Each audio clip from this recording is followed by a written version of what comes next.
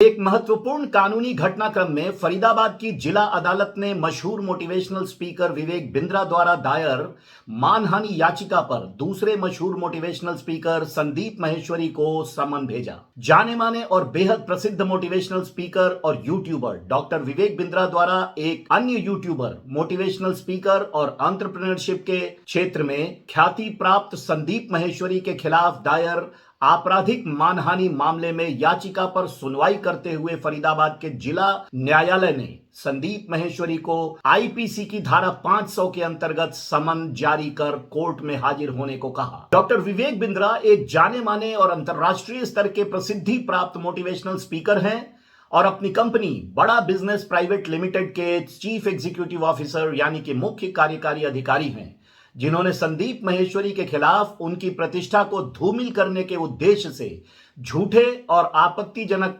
अपमानजनक बयानों को प्रसारित करने का आरोप लगाते हुए फरीदाबाद की अदालत में शिकायत दर्ज कराई है। आपको बता दूं कि शिकायत में आरोपी संदीप माहेश्वरी भी एक अत्यंत प्रसिद्ध और अंतर्राष्ट्रीय स्तर के मोटिवेशनल स्पीकर हैं और एक प्रकार से दोनों ही व्यापार के दृष्टिकोण से एक दूसरे के कॉम्पिटिटर भी हैं। गिनीज वर्ल्ड रिकॉर्ड और इंडिया न्यूज से भारत का गौरव पुरस्कार सहित कई प्रतिष्ठित पुरस्कारों के प्राप्तकर्ता डॉक्टर विवेक बिंद्रा का आरोप है कि संदीप माहेश्वरी ने अपने स्वयं के व्यवसाय को बढ़ावा देने के लक्ष्य से उनके खिलाफ अपमानजनक वीडियो और कम्युनिटी पोस्ट से जानबूझकर उनकी प्रतिष्ठा को नुकसान पहुंचाने का काम किया है। शिकायत के अनुसार संदीप माहेश्वरी ने अपने वीडियो के द्वारा कथित तौर पर डॉक्टर विवेक बिंद्रा के खिलाफ न सिर्फ अपमानजनक टिप्पणी किया बल्कि उनके मान सम्मान को हानि पहुंचाने की नीयत से वीडियो द्वारा तमाम दर्शकों में बताया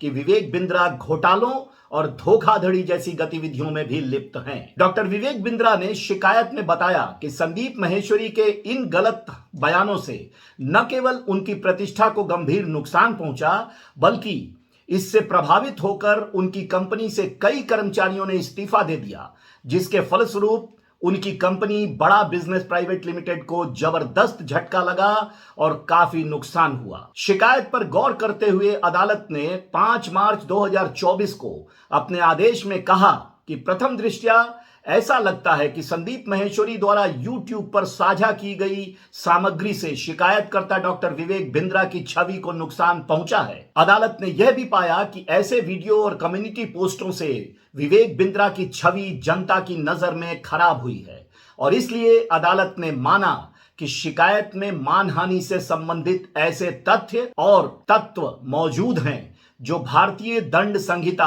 आईपीसी की धारा 499 की जरूरतों को पूरा करते हैं, जिससे अदालत भी संतुष्ट है। मामले में डॉक्टर विवेक बिंद्रा ने अन्य गवाहों के साथ अपने दावों के सबूतों के तौर पर महत्वपूर्ण साक्ष्यों और तथ्यों को पेश किया। वहीं अन्य गवाहों ने कहा कि उन पर संदीप माहेश्वरी का डॉक्टर विवेक बिंद्रा के विरुद्ध उनकी प्रतिष्ठा पर की गई टिप्पणी और बयानों का महत्वपूर्ण नकारात्मक प्रभाव पड़ा है। उन्होंने डॉक्टर विवेक बिंद्रा पर लगाए गए अपमानजनक आरोपों पर आश्चर्य भी प्रकट किया। जिला अदालत द्वारा जारी समन के जवाब में संदीप माहेश्वरी को 2 अप्रैल 2024 को अदालत में उपस्थित होकर डॉक्टर विवेक बिंद्रा द्वारा उन पर लगाए गए अपमानजनक आरोपों के खिलाफ उनके विरुद्ध शिकायत पर अपना बचाव करते हुए जवाब दाखिल करना होगा। दोस्तों, इस केस से हम क्या सीखते हैं? अक्सर देखा गया है कि व्यापार में हानि का कारण व्यापारियों के बीच बिजनेस राइवलरी होता है। दो व्यापारियों में एक दूसरे से आगे निकलने की होड़ में लोग अपनी अच्छाई बताना भूल जाते हैं। अपनी सकारात्मक और दूसरों के लिए फायदेमंद बातों को छोड़कर दूसरों में कमी ढूंढने लग जाते हैं। लोग भूल जाते हैं कि रेस में हमें आगे बढ़ना है तो हमें अपनी शक्ति को बढ़ाना होगा, अपना ज्ञान बढ़ाना होगा, जिससे दूसरों का फायदा हो और देश आगे बढ़ सके। प्रतिस्पर्धा यानी कंपटीशन में ये भी भूल जाते हैं कि दूसरों की बुराई उजागर करने के बजाय यदि हम अपनी अच्छाई लोगों से बांटें तो समाज का उत्थान भी होगा और समाज में लोगों का भला भी होगा। बैर, द्वेष और शत्रुता सिर्फ नुकसान का कारण बन सकती है, लाभ का कभी भी नहीं। अब इस अदालत में दर्ज मुकदमे को ही देखें तो दोनों ही पक्षों का समय, पैसा, मानसिक परेशानी सभी कुछ आहत होगा और जो भी होगा शायद उससे किसी पक्ष को कोई लाभ होगा या नहीं, यह तो अदालत का फैसला ही बताएगा। लेकिन इतना जरूर तय है कि दोनों ही पक्षों को पैसों की बर्बादी से लेकर मानसिक तनाव तक झेलना ही होगा। आज चुनाव के माहौल में भी यही देख रहे हैं हम।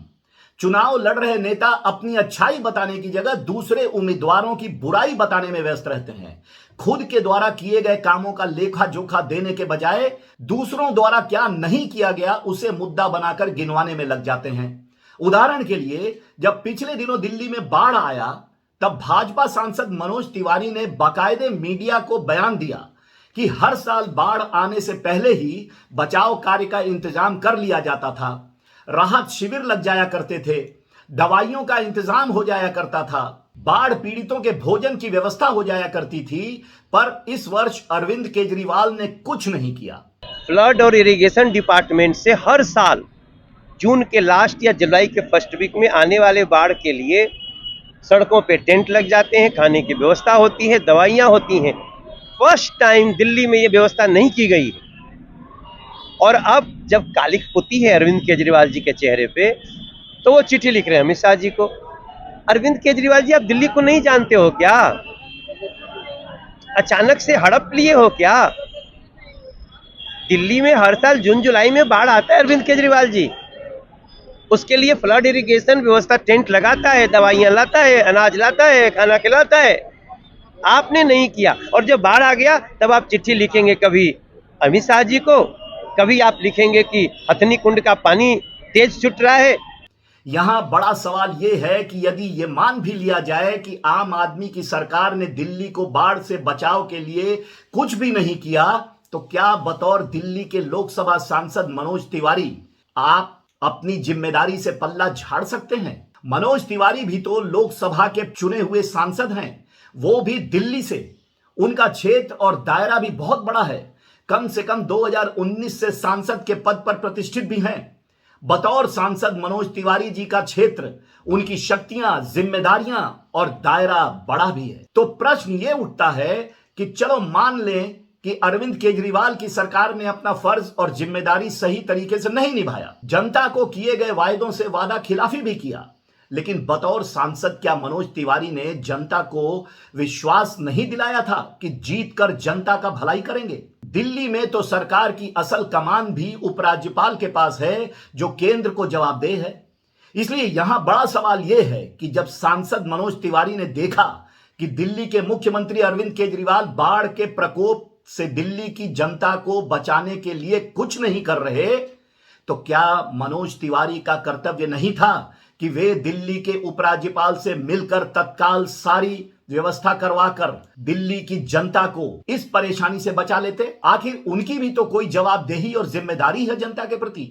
लेकिन मनोज तिवारी लगे रहे दिल्ली सरकार को कोसने पर। यदि समय पर यानी 5 साल पहले सोच समझकर नीतिबद्ध तरीके से कदम उठाया गया होता, तो केंद्र में भी भाजपा की सरकार है, दिल्ली के सांसद मनोज तिवारी भी भाजपा सांसद हैं, दिल्ली के सरकार की वास्तविक कमान भी उपराज्यपाल के जरिए केंद्र यानी भाजपा के हाथों में है, तो मनोज तिवारी दिल्ली को शायद बाढ़ के प्रकोप से ही बचा लेते।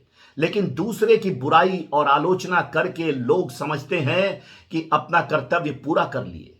एक और उदाहरण देखिए, दिल्ली के एक और भाजपा सांसद गौतम गंभीर ने कहा केजरीवाल ने दिल्ली को गटर में झोंक दिया। तो मेरा मानना है कि चलो अगर मान लेते हैं कि केजरीवाल ने दिल्ली को गटर में झोंक ही दिया, तो क्या यह माना जाए कि आप बतौर दिल्ली के सांसद चुपचाप दिल्ली को गटर में जाता देखते रहे? आपने रोका क्यों नहीं दिल्ली को गटर में जाने से? क्या दिल्ली की जनता आपको इसलिए चुनकर लोकसभा में भेजी थी कि दिल्ली के मुख्यमंत्री दिल्ली को गटर में झोंकते रहें और आप उन्हें रोकने की जगह चुपचाप मुंह ताकते रहें? आपकी कोई जिम्मेदारी नहीं बनती दिल्ली की जनता के लिए। लेकिन लगता है जैसे अब ये एक ट्रेंड हो गया है कि नेता वही अच्छा है जो दूसरों की आलोचना कर सके और बुराई बता सके। पहले तो नेता वो अच्छा होता था जो जनता की परेशानियों को दूर कर सकता था, हर प्रकार की मुसीबतों से राहत दिला सकता था, जनता को उसका जायज हक दिला सकता था और समाज में भाईचारा, अमन और चैन की स्थापना कर सकता था। परंतु अब ट्रेंड बदल गया है। अब नेता सिर्फ दूसरों की आलोचना करने में लगे रहते हैं। आलोचना और बुराई करने में ही